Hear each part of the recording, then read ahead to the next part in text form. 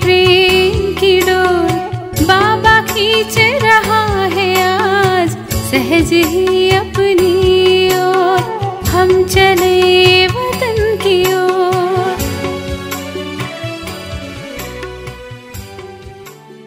ஓம் சாந்தி.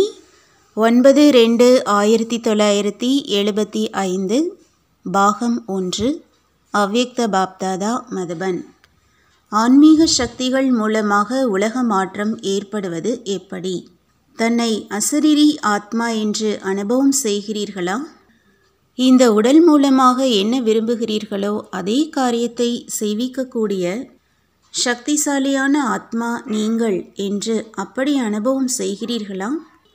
நீங்கள் இந்த உடலின் அதிபதி, கர்மேந்திரியங்கள் மூலமாக காரியம் செய்விப்பவர். இந்த கர்மேந்திரியங்களிலிருந்து எப்பொழுது விரும்புகிறீர்களோ அப்பொழுது விலகிய சொரூபத்தின் நிலையின் நிலைத்திருக்க முடியுமா? அதாவது ராஜயோகத்தின் சித்தியான கர்மேந்திரியங்களின் ராஜா ஆவதற்கான சக்தியை பிராப்தி செய்திருக்கிறீர்களா?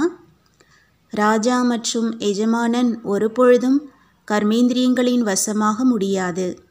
வசமாகுபவர்களை எஜமானன் என்று கூறுவதில்லை.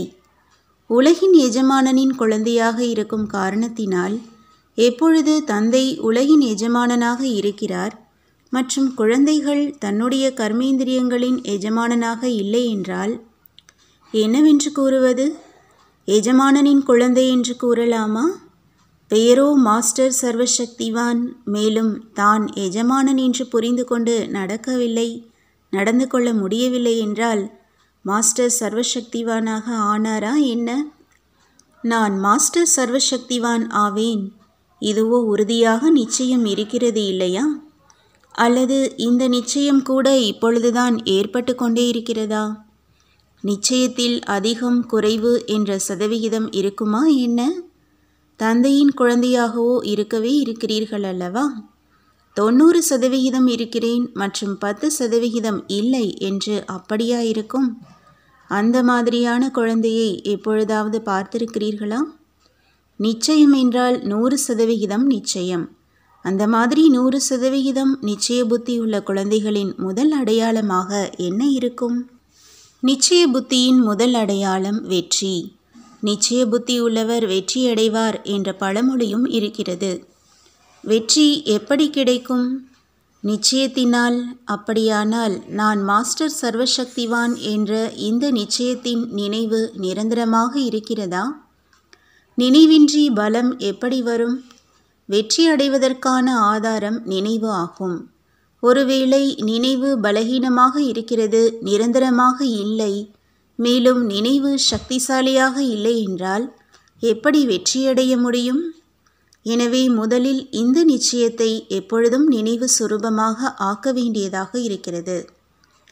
எப்படி நாள் முழுவதுமான நடவடிக்கைகளின் இடையே லௌகீக தொழில் மற்றும் லௌகீக சம்பந்தம் எப்பொழுதுமே நினைவில் இருக்கத்தான் செய்கிறது அல்லவா?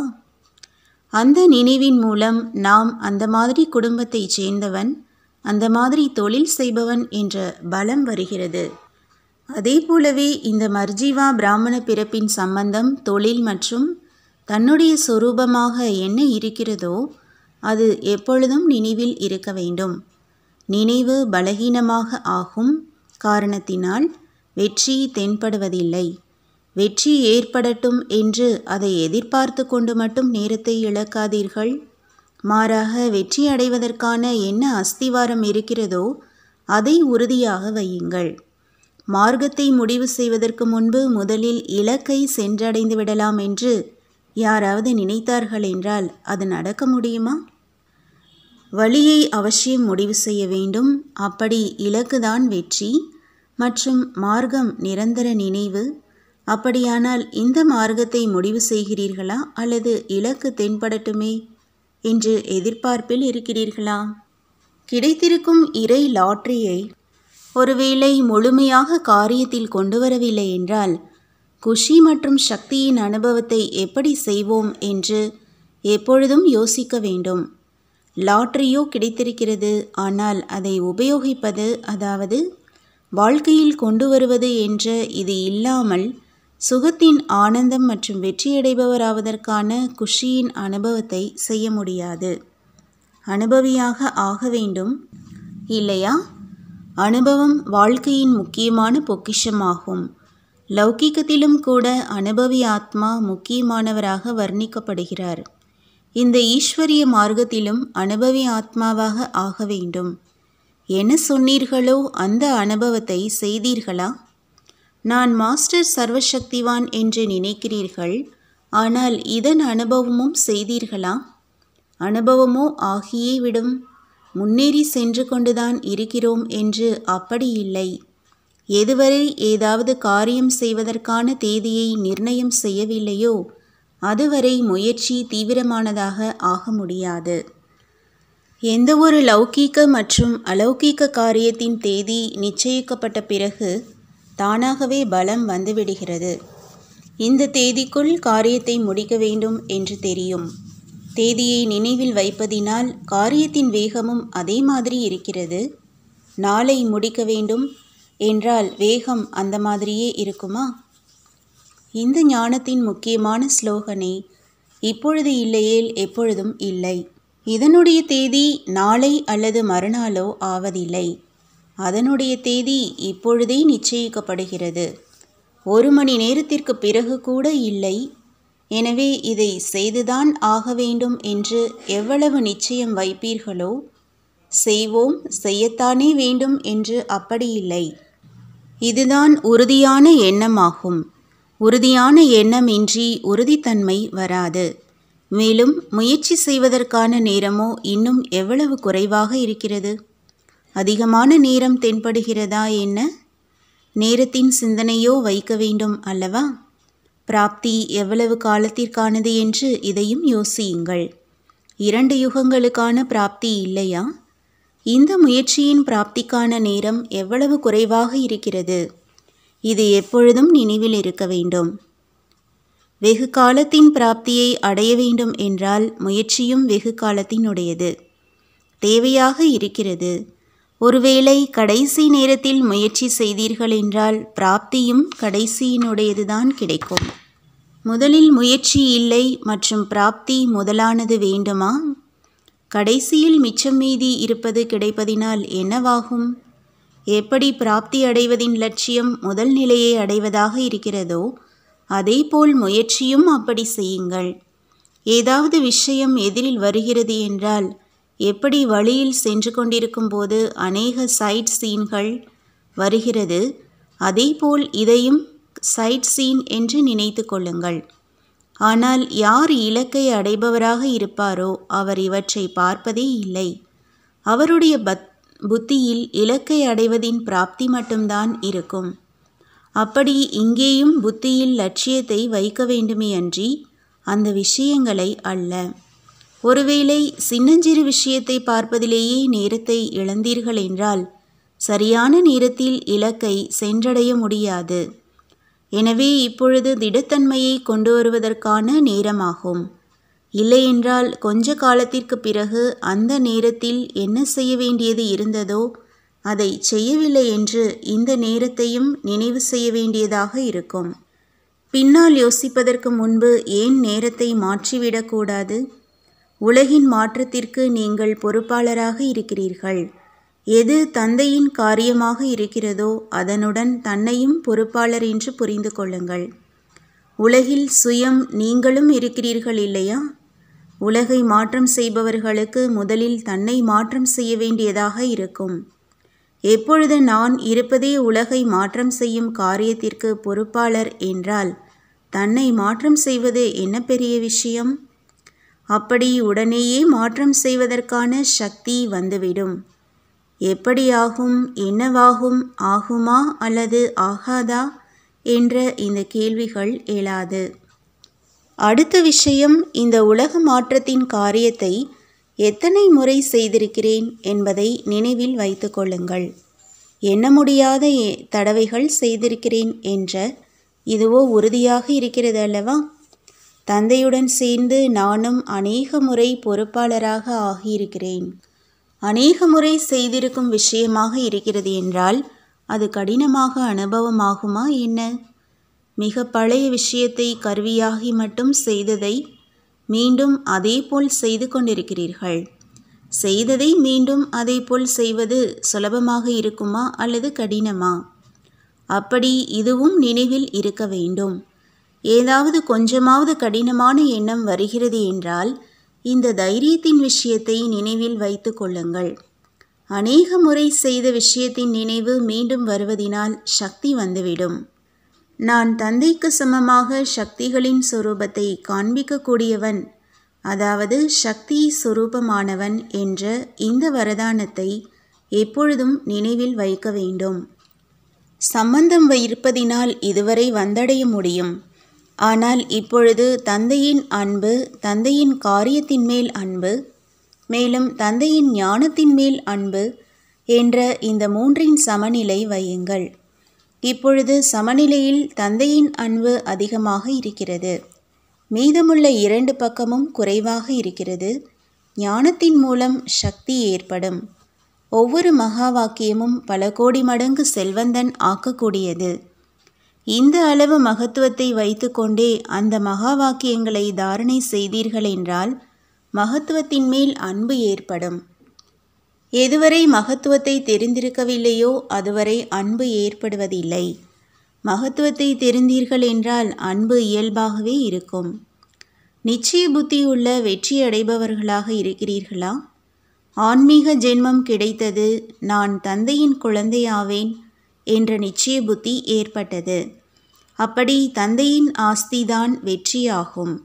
மாஸ்டர் சர்வசக்திவானின் ஆஸ்தியாக என்ன இருக்கும்? சக்திகள். அப்படி குழந்தையாவது என்றால் வெற்றியடைபவர் ஆவது. வெற்றியின் திலகம் இயல்பாகவே இடப்பட்டு விடுகிறது. இட வேண்டிய அவசியம் இல்லை. மேலும் அது அழியாதது. அதிகாரியாக ஆகிவிட்டீர்கள் இல்லையா? அன்பிற்குரியவராக மற்றும் சகயோகி ஆவதற்கான அதிர்ஷ்டம் நன்றாக இருக்கிறது. முழு பரிவாரமும் ஒற்றுமையாகிவிட்டது என்றால் இதுவும் அதிர்ஷ்டத்தின் அடையாளம் ஆகும். பரிவாரத்தில் இருக்கும் அனைவரும் முயற்சி செய்யும் பந்தயத்தில் ஒருவர் இன்னொருவருக்கு முன்பு செல்வதற்கான முழு ஈடுபாட்டில் ஈடுபட்டு கொண்டிருக்கிறார்கள். தைரியம் வைப்பதினால் உதவி தானாகவே பிராப்தி ஆகிறது. அகமதாபாத்தைச் சேர்ந்த வீரச்சந்த் குடும்பத்தினரை பார்த்து, இது பற்றுதலை வென்ற பரிவாரம் ஆகும். இந்த மாதிரி பற்றுதலை வென்ற குடும்பம் எத்தனை உருவாகி இருக்கிறது. உயர்ந்த லட்சியத்தை வைத்திருக்கிறார்கள். இப்பொழுது அந்த மாதிரி பரிவாரங்களின் பூச்செண்டை தயார் செய்யுங்கள். ஒருவேளை இந்த மாதிரியான பரிவாரம் 10-11 உருவாகிவிட்டன என்றால் அகமதாபாத்தின் எண் முன்னுக்கு சென்றுவிடும். குஜராத்திற்கு குடும்பங்களை நடத்துவதற்கான வரதானம் நாடகப்படி கிடைத்திருக்கிறது. ஆனால் பற்றுதலை வென்ற குடும்பம், மேலும் அனைவரும் ஒரே ஈடுபாட்டில் உயர்ந்த முயற்சி செய்வதின் வரிசையில் இருக்கட்டும். அந்த மாதிரியான பூச்செண்டை தயாரியுங்கள். நல்லது. ஓம் சாந்தி. வாணியின் தலைப்பு: அபகாரத்தை உபகாரமாக மாற்றம் செய்யுங்கள். யாராவது தன்னுடைய சம்ஸ்காரம் அல்லது சுபாவத்தின் காரணமாக உங்கள் எதிரில் பரீட்சையின் ரூபத்தில் வருகிறார். ஆனால் நீங்கள் ஒரு நொடியில் தன்னுடைய உயர்ந்த சம்ஸ்காரம், ஒருவரின் நினைவின் மூலம் அந்த மாதிரியான ஆத்மாவிற்காகவும் இரக்க மனதின் சம்ஸ்காரம் மற்றும் சுபாவத்தை தாரணை செய்யுங்கள். இதுதான் உபகாரம் செய்வது. யாருக்கு உங்கள் மேல் நல் உணர்வு இருக்கிறதோ அவருக்காக நீங்களும் நல்வுணர்வு வைக்கிறீர்கள். உபகாரம் செய்பவர்கள் மேல் உபகாரம் செய்கிறீர்கள். இது ஒன்றும் பெரிய விஷயமில்லை. ஆனால் யாராவது உங்களை அடிக்கடி கீழே விழ செய்வதற்கு முயற்சி செய்கிறார், உங்களுடைய மனநிலையை மேலே கீழே போக செய்கிறார் என்றால் நீங்கள் ஒரு நொடியில் அபகாரத்தை உபகாரத்தில் பரிவர்த்தனை செய்துவிடுங்கள். அப்பொழுது அதை அதிசயம் என்று கூறுவோம். யாராவது தேக உணர்வின் பார்வையுடன் உங்கள் எதிரில் வருகிறார் என்றால் நீங்கள் ஒரு நொடியில் அவருடைய பார்வையை ஆத்மீக பார்வையில் மாற்றம் செய்துவிடுங்கள். சிலர் கீழே தள்ளிவிடும் உணர்வோடு மற்றும் தன்னுடைய தீய சேர்க்கையில் கொண்டு வருவதற்கான பார்வையோடு எதிரே வருகிறார் என்றால் நீங்கள் அவரை எப்பொழுதும் உயர்ந்த சேர்க்கையின் ஆதாரத்தினால் தீய சேர்க்கையிலிருந்து விடுவித்து உயர்ந்த சேர்க்கையில் இருப்பவராக ஆக்கிவிடுங்கள். இப்படி மாற்றம் செய்வதற்கான வழி தெரிவதினால் ஒருபொழுதும் தடையினால் தோல்வியடைய மாட்டீர்கள். நெருக்கத்தில் வருபவர்கள் உங்களுடைய இந்த சூக்ஷ்ம உயர்ந்த சேவையின் மேல் பலியாகி விடுவார்கள். யாராவது தினசரி உங்களை நிந்தனை செய்கிறார், அவர் எப்பொழுதும் தீமை செய்து கொண்டிருக்கிறார். நீங்கள் அவரிடமிருந்து விலகி செல்வதற்கு பதிலாக அவருக்கும் நன்மை செய்து கொண்டே இருங்கள். இதுதான் ஞானம் நிறைந்த ஆத்மாவாகிய உங்களுடைய கடமையாகும். எப்படி தந்தையின் மகிமையில் விசேஷமாக இரக்க மனமுடையவர் என்று மகிமை செய்யப்பட்டிருக்கிறது. பாரதத்திலும் வெளிநாட்டிலும் பாபாவின் எதிரில் சென்றால் இரக்கம் நிறைந்தவர், கருணை நிறைந்தவர் என்று கூறுவார்கள். அப்படி நீங்கள் அனைவரும் மாஸ்டர் இரக்க மனமுடையவர்கள். அப்படி இரக்க மனமுடையவராகி அனைவருக்கும் உபகாரம் செய்யுங்கள். குழுவில் மற்றவர்களின் தவறை தன்னுடைய தவறு என்று புரிந்து கொள்வது இதுதான் ஒற்றுமையை உறுதியாக்குவதாகும். எப்பொழுது ஒருவர் இன்னொருவர் மேல் நம்பிக்கை இருக்கிறதோ அப்பொழுது இது நடக்கும். இதில் உள்ளடக்கும் சக்தியும் அவசியம் தேவையாக இருக்கிறது. பார்த்தீர்கள் மற்றும் கேட்டீர்கள், அதை முற்றிலும் உள்ளடக்கி அதே ஆத்மீக பார்வை மற்றும் நன்மை நிறைந்த மற்றும் ஒவ்வொருவருக்காகவும் இரக்க பாவனை இருக்கட்டும். அப்பொழுதுதான் சக்திசாலியான ஒற்றுமையான குழு தயாராகும். அந்த மாதிரியான ஒற்றுமையில் வெற்றி ஏற்படும். இப்பொழுது நீங்கள் வெற்றியை வரவழைக்கிறீர்கள், ஆனால் பின்பு உங்கள் எதிரில் வெற்றி அதுவே தலைவணங்கும். மிகவும் பாவ ஆத்மா, மிகவும் அபகாரி ஆத்மா, கொக்கு போன்றவர் மீதும் கூட வெறுப்பு இருக்க வேண்டாம். மரியாதை அளிக்காதவராகவும் ஆக வேண்டாம். ஆனால் உலகிற்கு நன்மை செய்பவர் என்ற நிலையில் நிலைத்திருந்து இரக்க மனமுடையவராகி கருணையின் பாவனை வைத்துக்கொண்டே சேவையின் சம்பந்தம் என்று புரிந்து சேவை செய்யுங்கள். இவ்வளவு நம்பிக்கை இழந்தவர்களுக்கு சேவை செய்தீர்கள் என்றால் அந்த அளவே உயர்ந்த பரிசுக்கான அதிகாரி ஆவீர்கள். மேலும் பெயர் புகழ் பெற்று உலகிற்கு நன்மை செய்பவர் என்று பாராட்டப்படுவீர்கள். அமைதியை ஸ்தாபனை செய்பவர் என்ற பரிசும் கிடைக்கும். யோகி வாழ்க்கையின் உயர்ந்த லட்சியத்தை பிராப்தி செய்யக்கூடிய ஆத்மா இகழ்ச்சியை புகழ்ச்சியில், நிந்தனையை பாராட்டுதலில், எட்டி உதைப்பதை மரியாதையாக, அவமானத்தை சுய அபிமானமாக, அபகாரத்தை உபகாரமாக மாற்றம் செய்து பாபாவுக்கு சமமாக எப்பொழுதும் வெற்றியடையும் அஷ்ட ரத்தினங்கள் பக்தர்களின் இஷ்டமானவர்களாகி விடுகிறார்கள். வரதானம்: பாக்கியத்தை உருவாக்கும் தந்தை மூலமாக கிடைத்திருக்கும் பாக்கியத்தை அனைவருக்கும் கொடுக்கக்கூடிய மற்றும் அதிகரிக்கக்கூடிய அதிர்ஷ்டம் நிறைந்தவர் ஆகுங்கள். பாக்கியத்தை உருவாக்கும் பாபா என்னை தன்னுடைய குழந்தையாக ஆக்கிவிட்டார் என்ற இதுதான் அனைத்தையும் விட மிகப்பெரிய அதிர்ஷ்டமாகும். பகவானின் ஒரு நொடியின் பார்வை என்மேல் பட்டுவிடட்டும் என்று உலகத்தினர் துடிக்கிறார்கள். ஆனால் நீங்களோ எப்பொழுதும் கண்களிலேயே அடங்கி இருக்கிறீர்கள். இதைத்தான் அதிர்ஷ்டம் நிறைந்தவர் என்று கூறுவது. பாக்கியம் உங்களுடைய ஆஸ்தி ஆகும். முழு கல்பத்தில் அந்த மாதிரியான பாக்கியம் இப்பொழுதுதான் கிடைக்கிறது. எனவே பாக்கியத்தை அதிகரித்து கொண்டே செல்லுங்கள். அதிகரிப்பதற்கான சாதனம் அனைவருக்கும் கொடுப்பது.